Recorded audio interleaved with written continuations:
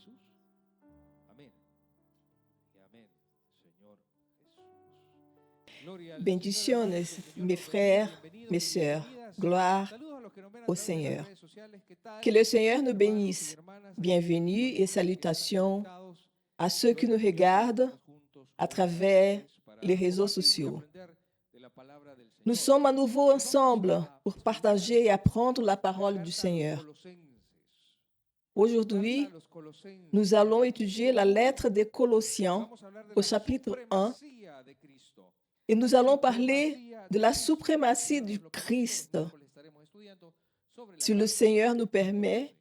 Amén. mercredi, nous continuerons notre étude de cette lettre. Ma sœur, mon frère, Hermana Pozo, qué bueno verla c'est nuevamente. bon de vous revoir. Me alegra convitarla. D'abord, lisons la parole du Ok, Seigneur. hermanos, vamos a leer la palabra del Señor. Au nom du En Père, nombre del du Padre, del Hijo y del Fils Espíritu Santo. et du ¿Me Saint-Esprit. ayuda a leer usted, por Aide-moi à favor? lire, s'il vous Vamos a plaît. leer los primeros Lisons les 6 premiers versets. en el nombre del Padre, del Hijo y del Colossiens, Espíritu Santo. Pablo, chapitre apóstol de 1, Jesucristo, por la versets voluntad de Dios, 1 à y el 6. hermano Timoteo. Paul, apôtre de Jésus-Christ, par la volonté de Dieu, et le frère Timothée, Siempre aux orando por saints vosotros, et fidèles damos frères en gracias a Christ Dios, Padre qui sont à nuestro Señor Colossée. Jesucristo. Grâce et paix à vous de la part de Dieu, notre Père, Causa de la et du esperanza Seigneur que está Jésus-Christ. guardada en los cielos, de Nous la cual rendons habéis toujours oído grâce à por Dieu, palabra le verdadera Père de de notre Cristo. Seigneur Jésus-Christ, en priant pour vous. Ayant entendu parler de votre foi en Jésus-Christ et de l'amour que vous avez pour tous les saints, à Señor, cause de l'espérance qui vous est réservée dans les cieux, hermanas, vamos dont a vous hablar avez déjà entendu parler par la parole de vérité de l'Évangile, lequel est parvenu jusqu'à vous et qui dans le monde entier porte des fruits et grandit, comme c'est aussi le cas parmi vous, depuis le jour où vous avez entendu et connu la grâce de Dieu en vérité. Le Seigneur nous parle à travers les Écritures au nom de Jésus-Christ. Amen. Frères et sœurs, aujourd'hui nous allons parler de cette lettre, mais d'abord, je veux vous parler un peu du contexte historique de la lettre des Colossiens. Qui a écrit cette lettre? C'est Paul. Et où était Paul? Il était dans la prison de Rome, non parce qu'il devait 2 poulets ou n'avait pas payé une assiette de nourriture, mais parce qu'il prêchait l'Évangile. Il envoie maintenant une lettre à l'Église par l'intermédiaire d'un homme nommé Épaphras. Je vais vous parler un peu de la situation qui vivait l'Église à Colossès. Voici une image. La philosophie grecque influençait beaucoup à l'époque. Colossès se trouve dans ce que nous connaissons aujourd'hui sous le nom de Turquie. Je vais donc vous commenter les pensées qui étaient courantes à cette époque. La philosophie grecque mettait l'accent sur la connaissance et la sagesse humaine qui devait élever l'homme à un niveau très élevé. Selon cette philosophie, l'homme et la femme devaient chercher la sagesse humaine plutôt que la sagesse divine. Un autre point de la philosophie grecque était l'adoration des anges, ce qui va à l'encontre des principes divins. Rappelons-nous de l'Ancien Testament, lorsque l'ange apparut devant Josué. Josué lui demanda, « Es-tu l'un de nous ou es-tu contre nous ?» L'ange répondit, « Non, Je suis pour nous. Josué s'inclina rapidement pour adorer, mais l'ange lui a dit, non, ne m'adore pas, adore Dieu, car je suis ton serviteur, le seul qui doit recevoir l'honneur et gloire est le Christ Jésus devant lequel nous devons nous agenouiller. C'est pourquoi nous devons faire attention, mes frères, mes sœurs. Des fausses doctrines et des faux enseignants vous sont enseignés. Les hommes et les femmes vous diront, j'ai vu un ange, l'ange Gabriel, l'ange Moroni ou l'ange Raphaël m'est apparu et m'a dit que je devais remplir cette mission et dire la parole du Seigneur. Or, si un ange vient et prêche un autre évangile que celui de Christ, considérez-le comme anathème, car il est maudit. À l'époque de l'église des Colossés, la philosophie grecque s'était mêlée à leur croyance. Une autre influence était le judaïsme, qui introduisait l'idée que la sainteté passait par la circoncision. Et il disait aux hommes de se faire circoncire à nouveau.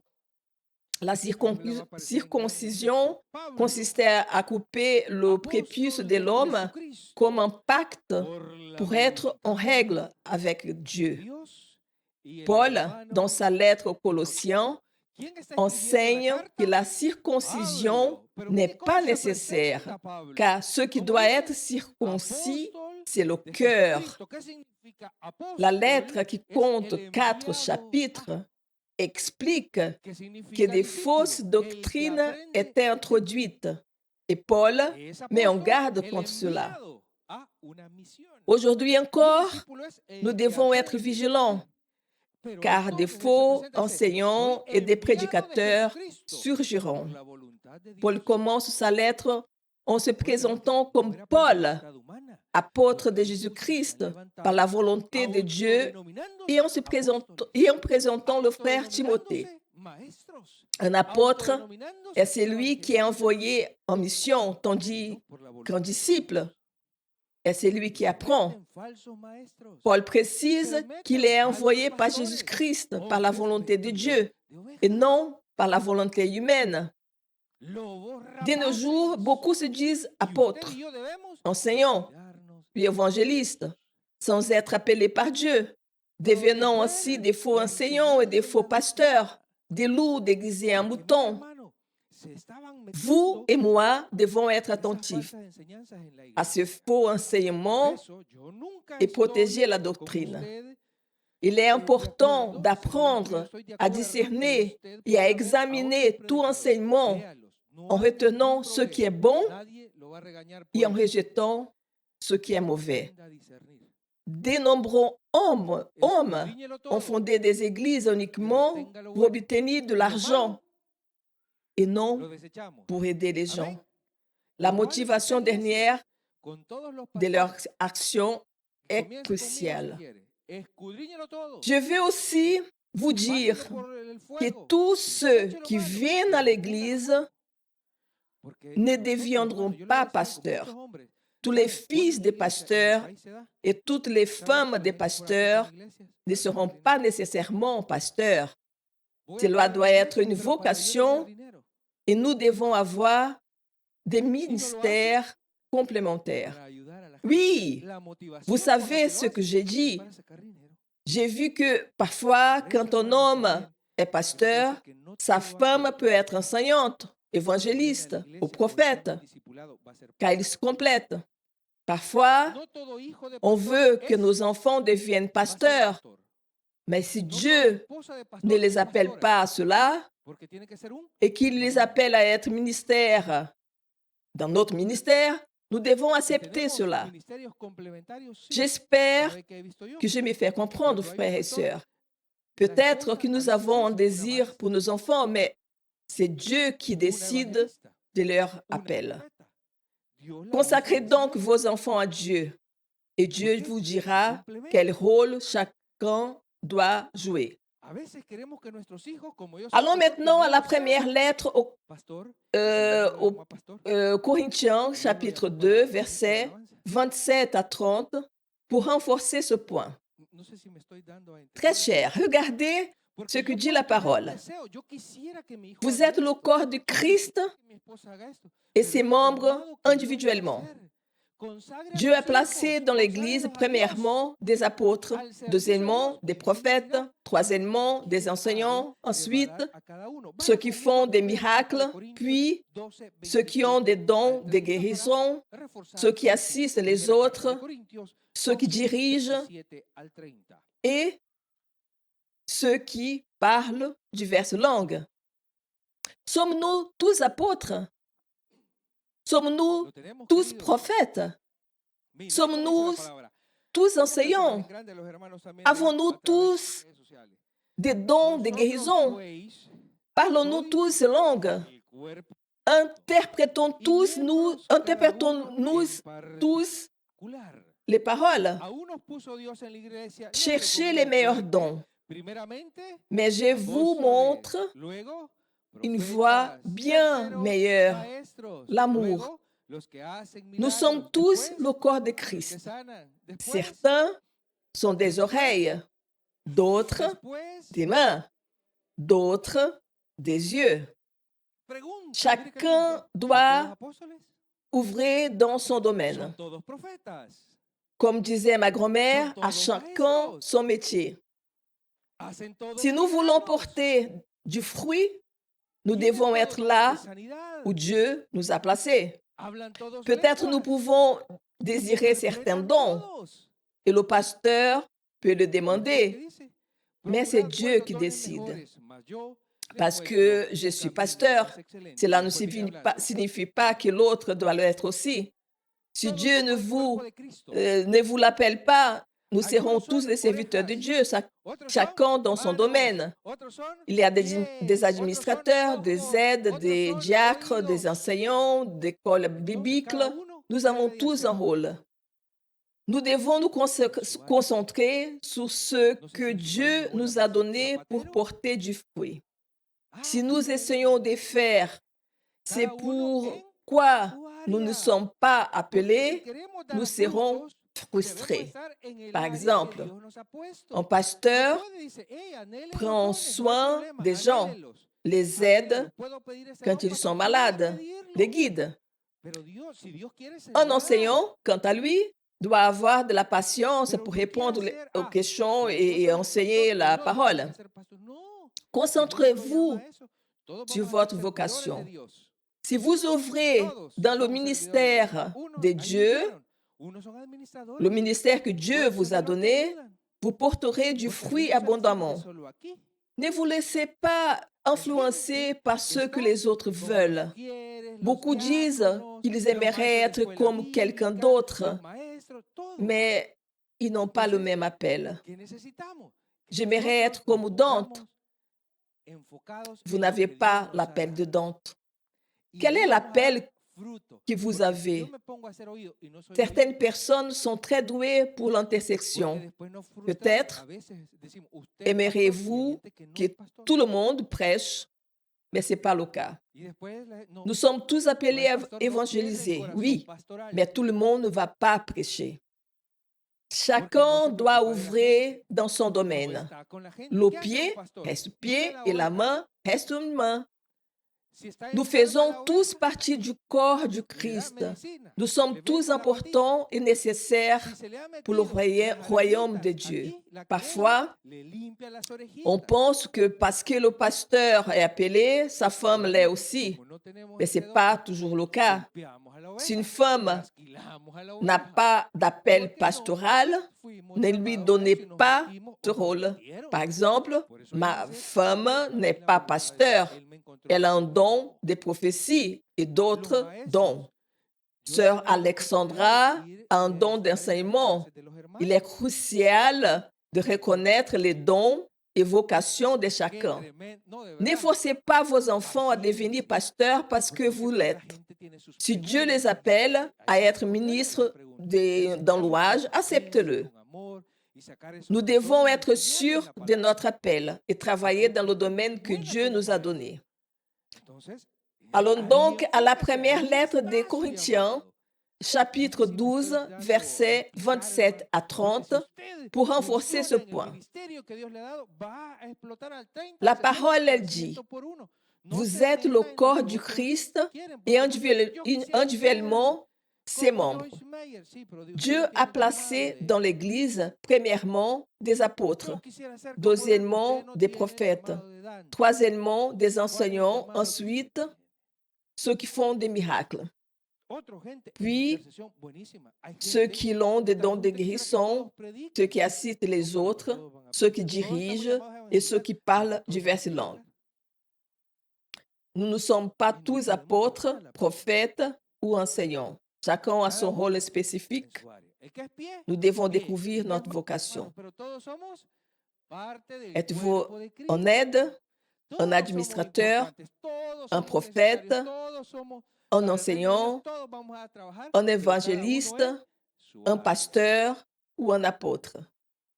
Utilisez vos talents là où le Seigneur vous a appelé. Par exemple, frère Marcelo a le don d'aide et de service. Il sait ce qu'il doit faire et il le fait bien. Concentrez-vous donc sur votre vocation et développez-la. Dieu peut vous donner des dons nécessaires pour votre appel. Concentrez-vous sur votre vocation et ne vous comparez pas aux autres. Même si vous avez un appel pastoral, sans amour, votre ministère sera inefficace. Le caractère est essentiel pour bien développer son don. La parole dit que si vous avez des prophéties, mais pas d'amour, cela ne sert à rien.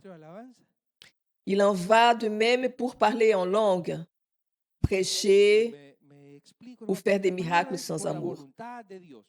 Apprenez à servir avec amour, avec paix, la joie et la tempérance. Cela demande parfois de la patience et de la maîtrise en soi, car il peut être difficile de gérer certaines situations. Rappelez-vous que nous avons tous été transformés par le Saint-Esprit.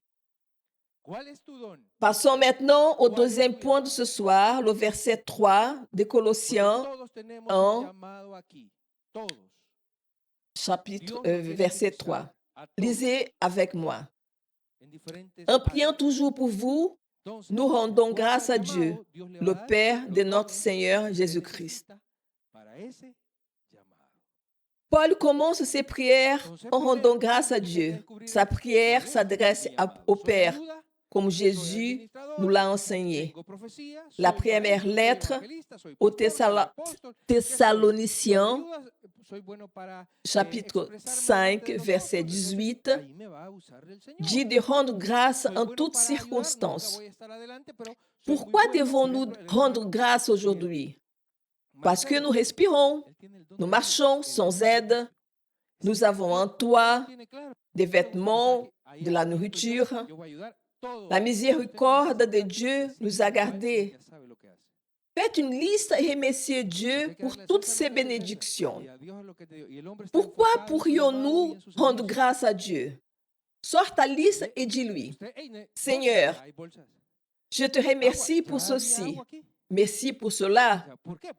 Et le psalmiste a dit, j'entrerai dans les portes du Seigneur avec action de grâce. N'oubliez pas de remercier. Rappelez-vous que parmi les 10 lépreux, parmi eux, 10 lépreux ont été guéris, mais un seul est revenu pour rendre grâce. Soyons reconnaissants pour tout ce que Dieu nous a donné. Être ici, frères, sœurs, dans ce beau pays où coule du lait et du miel, et grâce à cette bénédiction, tu as béni ta famille là-bas, dans la ville, dans le canton, dans la jungle. d'où tu viens. Tu as fait avancer ta famille parce que Dieu t'a béni. Comment ne pas être reconnaissant pour tout ce que Dieu a fait, frères et sœurs? Si je suis infidèle, je reste fidèle. D'où le Seigneur t'a pris. T'as-tu pris? Dieu merci, dit-il. Puis dit Paul, je l'ai toujours remercié Dieu pour toi, car regarde le verset 4 qui dit, regarde ce qui dit, le verset 4. Ayant écouté parler de ta foi en Christ, gloire soit le Seigneur. Dit le proverbe et non ta propre bouche, qu'aujourd'hui Paul n'a pas fondé l'église de Colosse. C'est lui qui l'a fondée, c'était Épaphras, qui est venu visiter Pablo en prison et lui a parlé de la foi des frères. Je ne suis pas allé jusqu'à le chambarder et à murmurer. Ces gens sont excités, ces gens suivent le Christ, mais regardez, nous avons des problèmes, nous sommes entrés dans une situation difficile, car ils adorent les anges. Écoutez, certaines personnes veulent me circoncire. Alors, il est venu demander ce conseil. Alors j'ai entendu, dit Paul, à propos de la foi que vous avez, frère, que les gens devraient nous connaître, que Maranatha, l'Église, est une Église de foi, une Église qui adore le Christ, qui n'adore pas les hommes, qui adore le Christ. Ça doit être ça quand vous voyez si quelqu'un ici super. Nous adorons le Christ. Récemment, j'étais avec ma sœur de l'Ermitage en train de parler et une sœur très gentiment m'a dit, « Pasteur, j'adore ça. Et tu sais pourquoi je viens au sermon? Parce que je veux que tu prêches. » Non, non, non, non, non, ne m'adorez pas. Adore le Seigneur. Oui, faites attention, tu ne viens pas pour un homme, vous venez pour Christ. Dieu peut nous utiliser tous. S'il utilise un homme, il utilise cet homme aujourd'hui, tout le monde peut être utilisé. Alors ne venez pas pour les hommes, mais pour l'Esprit de Dieu. Venons pour le Seigneur, car quand tu viens, non pour entendre l'homme, mais plutôt l'Esprit, il va te dire à toi quelque chose. Et je n'ai pas besoin de t'entendre pendant 40 minutes de prédication. Un frère peut te dire un mot et c'était juste ce dont tu avais besoin quand tu es prête à écouter. C'est pour ça que tu ne devrais pas adorer les hommes. Regarde-les.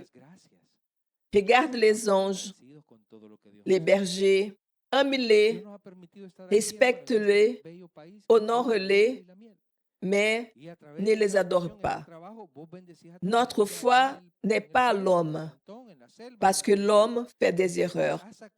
Nous le respectons, nous l'honorons, nous les admirons et imitons leur foi, mais nous ne les adorons pas. Soyez prudents. Le seul qui est adoré est le Seigneur.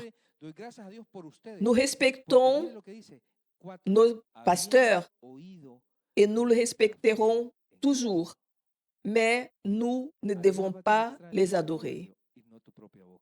Il faut donc faire attention, frères, sœurs, parce que parfois tu fais erreur. La gloire est au Seigneur quand tu le félicites. Gloire au Seigneur, car la gloire et l'honneur appartiennent au Christ. Alors, frères, vous devez avoir l'habitude de la gratitude et vous devez pratiquer l'habitude de la gratitude. Maintenant, voyez l'exemple d'Épaphras. C'est dans le texte suivant. Regardez. Il dit qu'il a entendu parler de la foi qu'ils avaient en Christ. Et s'il vous plaît, allez au verset 7. Le 7, numéro 1, a été choisi par Dieu, mais par les hommes. Le numéro 2 a l'habitude de la gratitude. Le numéro 3, apprenez comme vous l'avez appris d'Épaphras. Sachez que Épaphras signifie, c'est le nom grec qui signifie gentil, avec notre serviteur bien-aimé. C'était un fidèle ministre du Christ qui nous a également déclaré son amour dans le Christ. Nous avons besoin de gens comme Épaphras, des gens qui s'approchent de Paul, non pas pour le pointer du doigt et pouvoir bavarder sur les autres, mais pour dire, nous avons ces problèmes dans l'Église. Donnez-nous quelques conseils et je vous enseignerai. Cet homme s'est laissé conseiller et a cherché quelqu'un qui en avait plus que lui. Il a cherché Paul. Il y a des gens qui en savent plus que nous. Et il y a des gens qui ne sont pas d'avocats, par exemple, et qui ne peuvent pas répondre sur des sujets juridiques. Moi, je peux te dire, voyez ça avec un avocat. Ici, chez nous, dans l'Église, il n'y a pas beaucoup de situations, par exemple, concernant les immigrants. Si nous avons des situations concernant une régularisation pour pouvoir travailler, nous envoyons la personne vers un avocat, car c'est un domaine que nous ne connaissons pas et nous ne pouvons pas gérer. Et aussi toi, tu devras dire, là, je ne gère pas ça. Je vais consulter Frère Dieu qui nous a donné 6 pasteurs, les plus dirigeants, avec des huissiers. Et là, nous devons parvenir à un consensus, car certains peuvent penser d'une manière et d'autres d'une autre manière, et nous ne réfléchissons pas bibliquement. Alors, comment allons-nous résoudre ce problème bibliquement? Que dit la procédure biblique? Nous devons y arriver pour ne pas avoir des problèmes et nous pouvons tous nous entendre et enseigner la même chose si nous ne nous divisons pas. En tant qu'enseignant de la parole, je ne peux pas permettre des visions différentes. Je veux que nous ayons tous le même objectif, la même vision. Et c'est là que nous allons. Nous devons tous savoir où nous allons. Évidemment, tout le monde ne le sait pas. Nous allons pouvoir être là, évidemment, mais nous savons déjà que quels que sont nos principes, par exemple, nous croyons en un Dieu Trinité, Père, Fils et Saint-Esprit. Sous cette doctrine, nous sommes d'accord. Numéro 2, nous croyons en Jésus-Christ comme Seigneur et Sauveur et qu'il est mort pour nous. Nous respectons Marie, nous la respectons, nous l'aimons, la mère de notre Seigneur, mais nous ne l'adorons pas, car il n'y a pas d'autre médiateur entre Dieu et les hommes. C'est Jésus-Christ, parce qu'il est le chemin de la vérité et de la vie. Personne ne vient au Père si ce n'est qu'à partir de Jésus-Christ, par son Fils Jésus-Christ. Mon grand respect pour Marie. Marie n'est pas morte pour moi. C'est lui qui est mort pour moi et pour toi, c'est Christ. Nous sommes clairs avec ces 3 points. Nous croyons que la parole du Seigneur est inspirée par l'Esprit Saint et que les hommes ont été guidés par le Saint-Esprit pour écrire la parole du Seigneur. Nous n'avons pas d'autres livres, peu importe à quel point je suis auteur et écrivain. Ce ne sont pas mes livres. Je prends les choses dans la parole et je peux les écrire dans mon livre. Mais la parole de Dieu est la parole de Dieu. Et nous n'allons pas ajouter à ce livre. C'est la parole de la Trinité, Jésus-Christ, qui te salue, ne se fait pas par la l'œuvre, mais par la foi. Nous croyons au Esprit Saint. Amen. Ou nous ne croyons pas au Esprit Saint, Saint-Esprit. Nous croyons que le Seigneur est dans les jarres de l'Esprit et que le Seigneur fera son retour pour nous. Nous croyons en la seconde venue du Christ. Nous croyons que Christ viendra pour son Église. D'accord. Nous croyons cela. Il viendra lors de la trompette finale.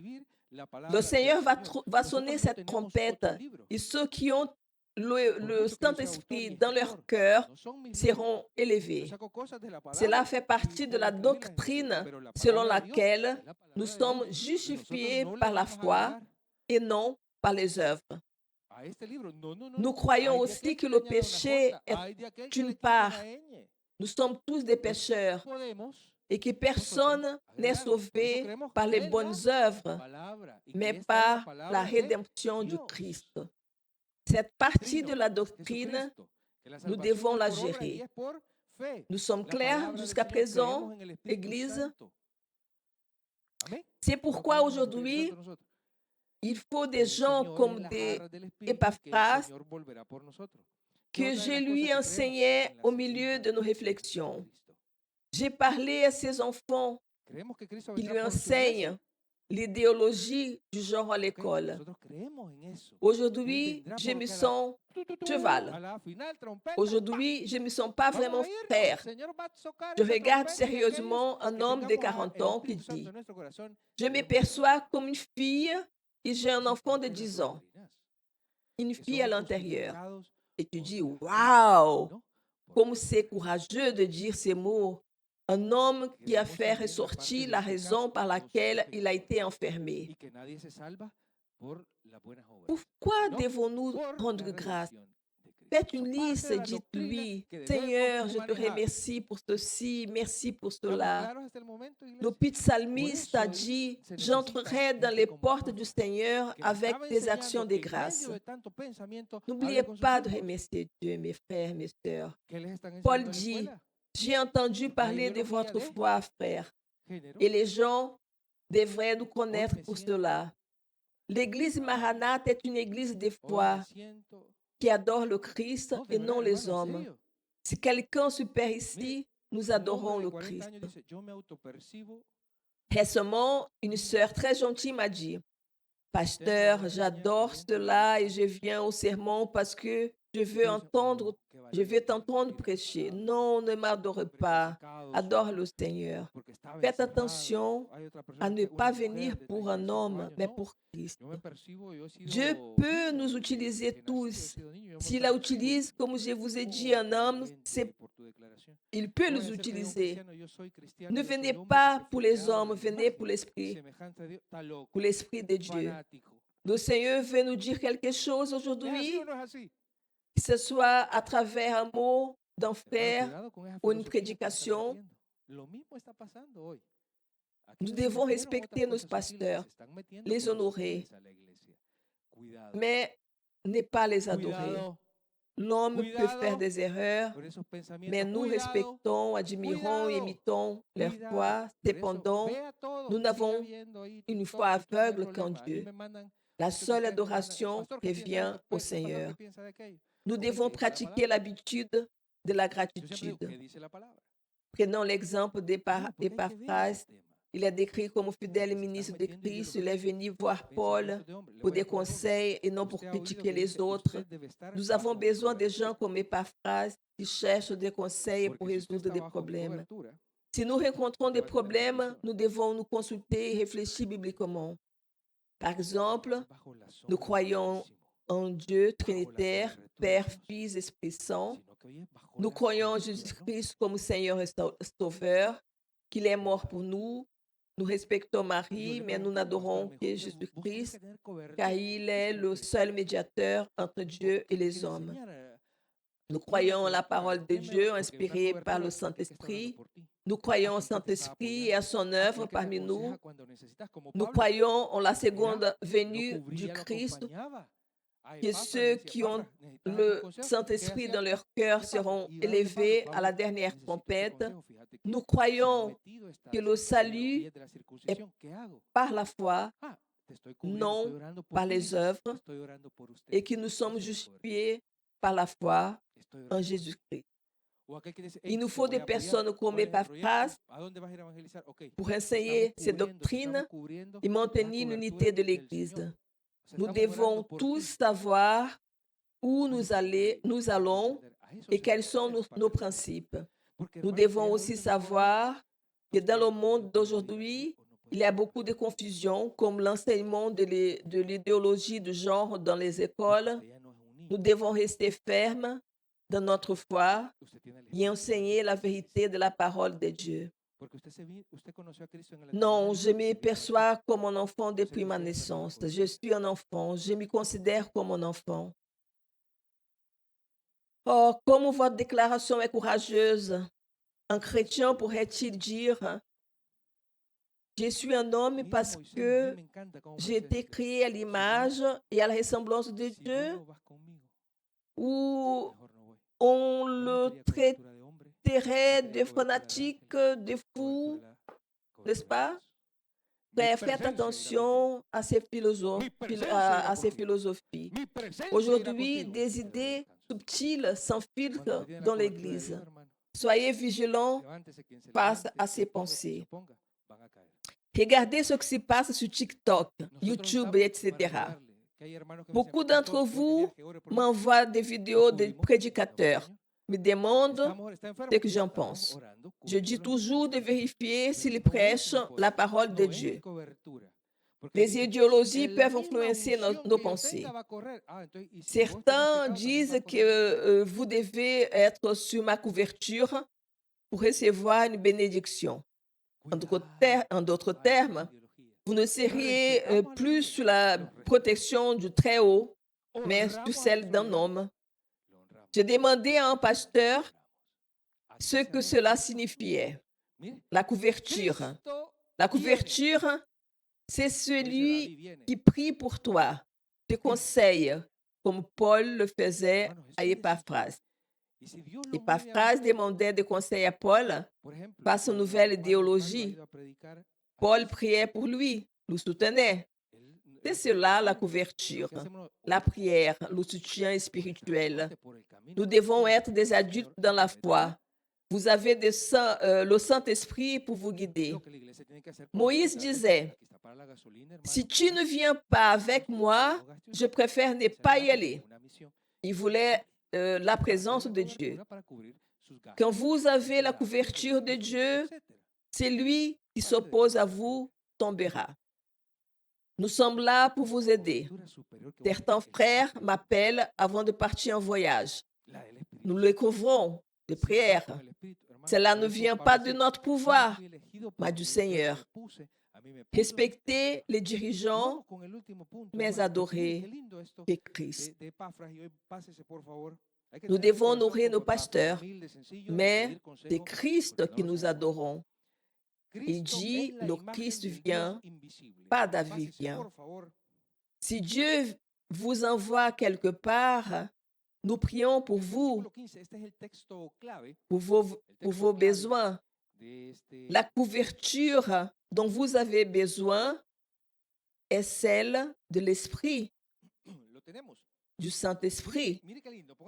Si vous suivez l'Esprit, vous serez guidés. Dieu del Dios invisible, vous a mis là es la où vous imagen êtes del Dios par les invisible. hommes. ¿Cómo? Un Dios Regardez que no Epaphras, se ve. humble et prêt à Entonces, demander ¿quién nos lo conseil. vino a presentar?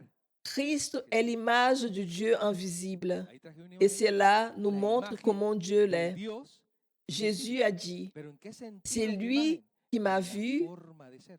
a vu le Es Père. Jesús. Si vous voulez savoir à quoi ressemble notre Père céleste, regardez Jésus. 14:9 dice, Il el que était me ha visto a mí, compatissant, ha visto prêt à pardonner, al Padre. comme le montre l'exemple de la Entonces, ¿quieres saber femme cómo es nuestro prise en Padre flagrant celestial? délit Ve a d'adultère ou du fils prodigue. ¿Quieres saber cómo es Jésus papá? avait de la Bueno, nosotros vimos compassion papá, pero ¿cómo es pour les papá? foules. Es la otra donde este Jesús sale caminando. Après avoir Por favor, prêché, il ne ¿qué voulait es? pas qu'elle rentre affamée. Jesús era Il a compasivo o nourri no? 5000 hommes Jesús avec era un Jesús de 5 buenas pains et oportunidades, de 2 segundas poissons. oportunidades. Cela Como montre vimos, la la compassion mujer de Dieu. encontrada en el pleno acto del En conclusion, adulterio. soyez Y prudents, que mes le dijo, el frères, Señor mes la sœurs, perdonó, tuvo face aux misericordia. fausses Papá idéologies. tiene misericordia. Respectez vos Te dirigeants, equivocaste, arrepentiste, mais adorez y uniquement Dios tendrá Christ. misericordia de ti. Soyez Ejemplo reconnaissants número pour 2, la el rostro. couverture spirituelle de Dieu Venías et suivez arrepentido, l'Esprit reconocer tu Saint. error, el Señor C'est te da bien de venir segunda m'écouter, oportunidad. Ese mais es je vais papá. aussi te donner Por ta eso decía provision. Jesús, el que me ha visto a mí, ha Parfois, visto a nous papá. sommes tellement Cuando usted quiera absorbés saber par cómo es el Padre certaines celestial, vea a choses Jesús. que nous Mire, una de oublions las cosas es celles qui sont que aussi a Jesús nécessaires. no solo le Regarde gustaba comme que le iban a provocar. une mère réagit. Una vez Elle attend que dice son que fils llegaron apporte son multitudes para déjeuner, tenerlo. son Y ya orange, era un son poco petit noche cuando jouet. terminó el Oui, sermón, la predicación Dieu del aime Señor. quand tu viens écouter sa Dijo, parole. tengo Oui, compasión de il él. va entendre la No parole. me gusta que se vayan a la casa Le con fils, hambre. la mère Traen sin dit, caminar mon mucho. fils, vas-y, Ya va recibieron entendre la el alimento parole. espiritual. Mais elle Y dit le dice a los aussi, discípulos, je n'aime pas "Ay, quand tu pars sans bueno, manger. José, dale de comer." Nourris-les Le dijeron, donc. ¿y de Nous dónde vamos a devons sacar être tanto dinero para l'Église, alimentar a 5,000 mais hombres? Sin contar mujeres nourrissons-les. y niños. Je prêche la parole de No Dieu. tenemos tanto dinero y seguimos ahí a Nourrissons-le. Ordiles, ya está cerrado. Je viens, je veux vamos a te le comprar? dire cela. Parfois, tu amènes des gens ici pour écouter la parole, Denles de comer. mais il y a des gens qui ont aussi Solo hay los besoin panes que nous y leur los peces y achetions los un panes. livre de farine, un Y el livre de Señor farine, tuvo compasión des de ellos, boîtes les dio d'haricots. Así C'est de es, cela dont je parle. porque Dios se interesa. De leur donner la parole de Dieu, Está mais bien aussi venir a escucharnos, l'autre pero también te voy a partie. dar tu provisión. Ils ont besoin de lait, du spaghetti, ils ont besoin de Porque a veces nos céréales. ocupamos más Donne-leur une bonne parole, de otras David. cosas y nos olvidamos Mais de las n'oubliez cosas pas necesarias. Y el que Señor siempre nous, está pendiente de tu serviteurs de provisión. Dieu, avons aussi Vea cómo la faim. mamá. Le La mamá puissant está pendiente que el message hijo lleve su de loncherita, l'Esprit ne suffira que pas. lleve su sándwich, Oublie que ça. lleve su guineo, que Donne-leur lleve su la naranja, que parole. lleve su Je juguito, vais le que lleve poser los dans ton cuadernos. âme, Así es mais Dios. vérifie Le aussi gusta que lo vengas si, a oír. Sí, vaya s'ils y n'ont oiga la pas palabra, hijo. mangé. Vaya y ore, Parce hijo. que, frère, Pero también parce que, no me gusta sœur, que te vayas sin quand tu viens fatigué et tu écoutes la parole, ton Eso no es lo que hace la ventre iglesia, crie, darles de comer. tout comme le mien peut-être. Et nous ne sommes pas très Está heureux, hablando la palabra de Dios. car nous avons aussi besoin de nourriture. Dale de comer. Alors, si Dieu le ¿Qué quiero veut, decir con la esto? prochaine fois, A veces la nous gente prendrons du necesita más café et du pain. Qu'en penses-tu? para que oiga la palabra, pero hay gente que también necesita a veces Commentez ici la légende que je faisais potes de frijoles, et qui m'a dit que les gens venaient prendre du café et du pain avant, quand ils étaient ailleurs. Ce serait bien de ne pas faire de temps en de le faire de temps en temps, pas tous les jours, mais parfois, ça serait agréable. Et de partager un petit café, un petit pain. Faisons-le ensemble alors. Messieurs, mesdames, nous avons appris beaucoup de choses. Le Christ est suprême. Il est l'image que nous devons voir. Papa, regarde Jésus. Lève-toi, s'il te plaît. Il veut voir à quoi ressemble son Père céleste. Regarde Jésus. Tu veux connaître ton Père céleste? Regarde Jésus. Il était amant, plein de compassion, mais aussi discipliné, mon Seigneur. Quand tu es allé au temple, Tu as renversé les tables. Tu as dit, aide-moi, c'est pour ma maison de prière, mais vous l'avez transformé en non-repère des voleurs. C'est pourquoi les marchands n'y vont pas. Vous me mettez en colère, frère, aide-moi, contrôlez-moi, mon enfant, car voyez-vous, les enfants ici crient toute la journée et me dérangent. Et ce n'est pas l'enfant qui est coupable, non, c'est un enfant, mais le père devrait le contrôler. Que vais-je faire? Je sais, mon Seigneur, à quel point vous êtes bon. Je vais l'écouter pour ne pas l'interrompre, parce que même le Père prie pour ça. C'est un repas, mais quand il s'agit de prier et d'écouter la parole, c'est le respect de la parole.